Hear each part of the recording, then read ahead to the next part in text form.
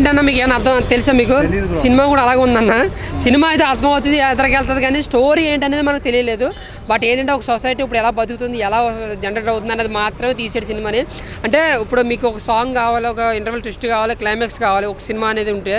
But ఇది సినిమానే కాదు, ఒక డాక్యుమెంటరీ లాగా ఏదో తీసుకుంటూ పోయాడు, అర్థమవుతూ ఉంటుంది. ఒక్కొక్క సీన్లో బాగుందో, ఒక్కొక్క సీన్లో బాగోలేదు. సో టోటల్గా సినిమా అయితే మాత్రం సూపర్ హిట్ మూవీ అని చెప్తాను. ఎందుకంటే ఉప్పి గారు యాక్టింగ్, ఉప్పి గారు స్క్రీన్ ప్లే అయితే మాయమర్పించారు సినిమాలో. డైలాగులు బాగున్నాయి. ఒక డైలాగులు చెప్తాను మీకు ఏంటంటే, జంతువు అనేది ఆకలేసినప్పుడు తింటుంది, సీజన్కి సెక్స్ చేస్తే. బట్ ఈ మనుషులు అలా కాదు, ఎప్పుడు పడితే అప్పుడు చేస్తూనే ఉంటారు, తెల్లవాళ్ళు అయితే పని అన్నట్టుగా డైలాగులు నిజంగా సినిమాకి హైలైట్ అన్నమాట. చాలా బాగా అనిపించింది.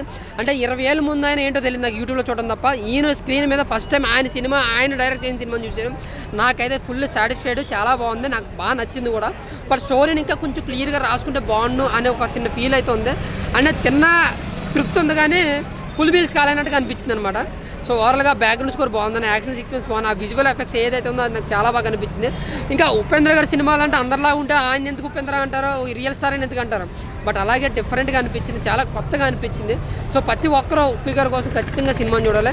అర్థం గారు 4 సార్లైనా చూస్తారన్న, అర్థమైనడు నాలెడ్జ్ ఉన్నోడు అయితే సినిమా ఒకసారి చూసినా చాలు. అలాగే సాంగ్స్ బాగున్నాయి.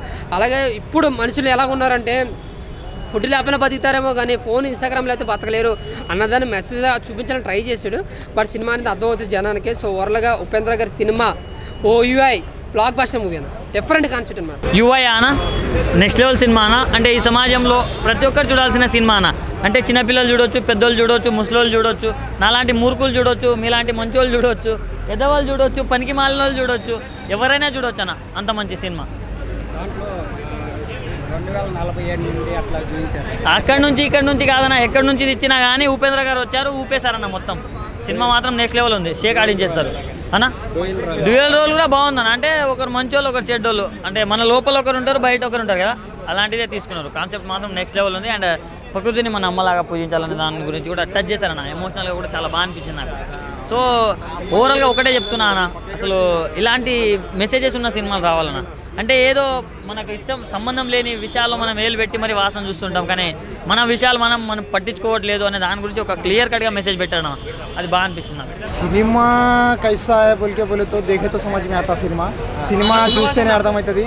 నిజంగా మామూలు సినిమా కాదు భయ్యా. ఊపేసిండు భయ్యా సినిమాలో అయితే. ఉపేంద్ర గారు అయితే వేరే లెవెల్ భయ్యా, నిజంగా చెప్తున్నా. ఇది నీది చాలా పెద్దది, నాది చాలా చిన్నది అంటే కులం.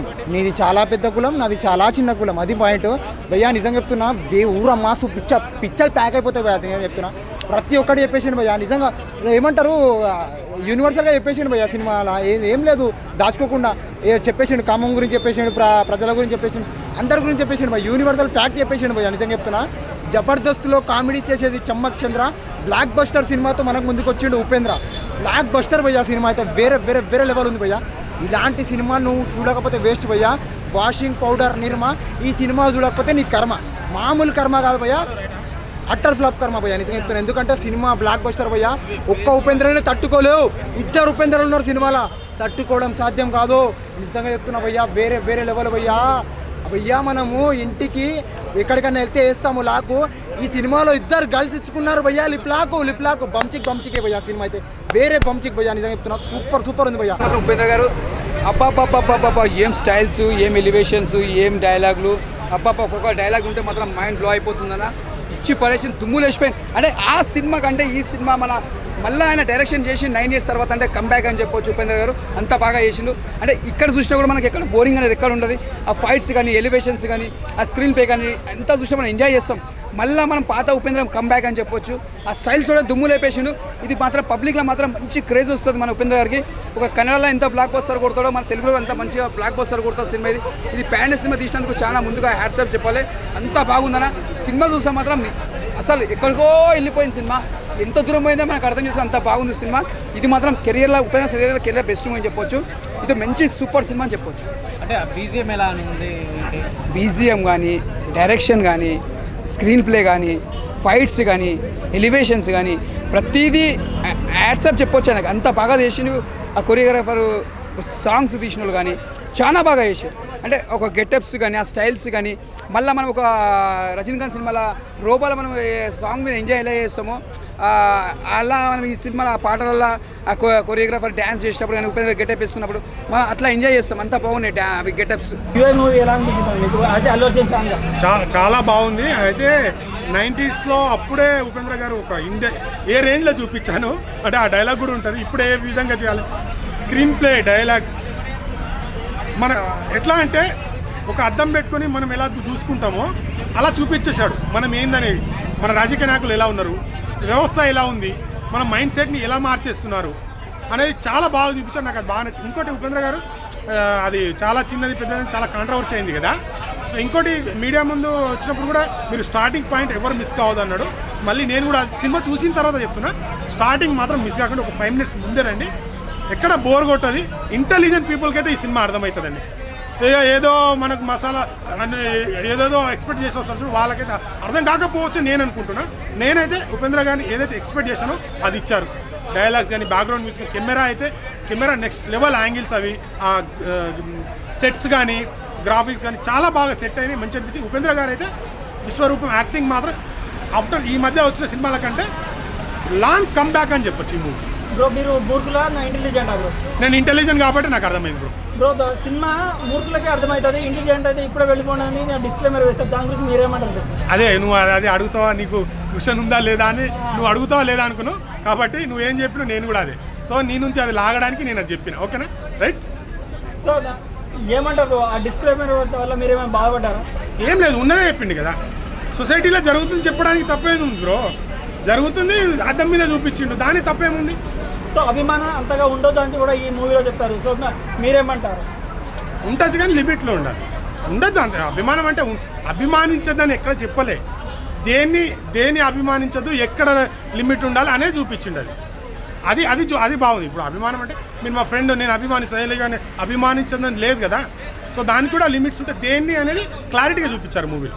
సోషల్ పట్ల ఏదైతే సొసైటీ రాజకీయ నాయకులు ఏది ఉందో దాన్ని మాత్రం ఎంతలా అభిమానించాలో అంతలా అభిమానించాలని క్లియర్ కట్గా చూపించారు. అది ఇండివిజువల్గా ఎవరైనా అభిమానించుకోవచ్చు, దాంట్లో తప్పులేదు. ఉపేంద్ర గారి మార్క్ కనబడ్డది అంటారా? 100% కమ్బ్యాక్.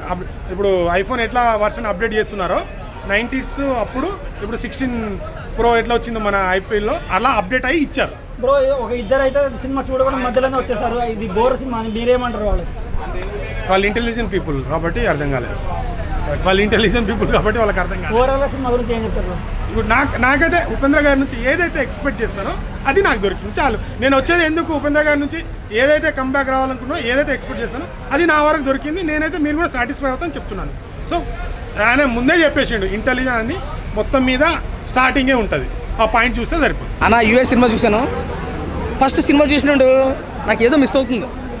ఏం మిస్ అయిందబ్బా అని చూసి ఒక అర్ధగంట, ఇంకొక అర్ధగంట అంటే గంటన్నర తర్వాత ఉపేంద్ర గారు మార్క్ ఈజీ కనపడుతుందని చెప్పేసి అనుకుంది. ఒక సాంగ్ చించబడేడు మామూలుగా లేదు. ఆ సాంగ్ చూస్తేనే సినిమా అర్థమైపోద్ది. ఉపేంద్ర గారు మార్క్ చాలా ఈజీగా, అంటే ఉపేంద్ర గారు తీసినటువంటి అన్ని సినిమాలకి భిన్నంగా ఈ సినిమా యూఏ అయితే ఉంది. మన ప్రభాస్ గారు కల్కి సినిమా చూసాం, ఇది కల్కి ప్లస్ అని అనుకోవచ్చు.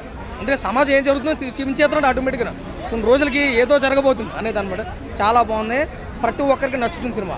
అయితే ఈ సినిమా అర్థం అవ్వాలంటే డిగ్రీలు కానీ ఇంటర్మీడియట్లు కానీ 10th క్లాస్ కానీ అవసరం బుర్ర ఉండాలి. బుర్ర పెట్టి చూస్తే మాత్రం సినిమా ఈజీగా అర్థమైపోద్ది. నా ఎక్స్పెక్టేషన్ బట్టి అయితే సినిమా నాకు బాగా నచ్చింది, అందరికీ నచ్చుతుంది. సినిమా చూసే విధంగా చూస్తే ఉపేంద్ర గారు ఈజ్ ద కమ్బ్యాక్ అనిపించింది. ఆయన స్టైలు అన్నీ కూడా, ఆయన డ్రెస్సింగ్ స్టైల్ అంతా సెపరేట్గా ఉంటుంది, ఆయన డైలాగులు కూడా సెపరేట్గా ఉంటాయి. అలాగే ఉంది సినిమా, చాలా బాగుంది. ప్రతి ఒక్కరు చూడండి. సినిమాతో సూపర్ హిట్ మూవీ.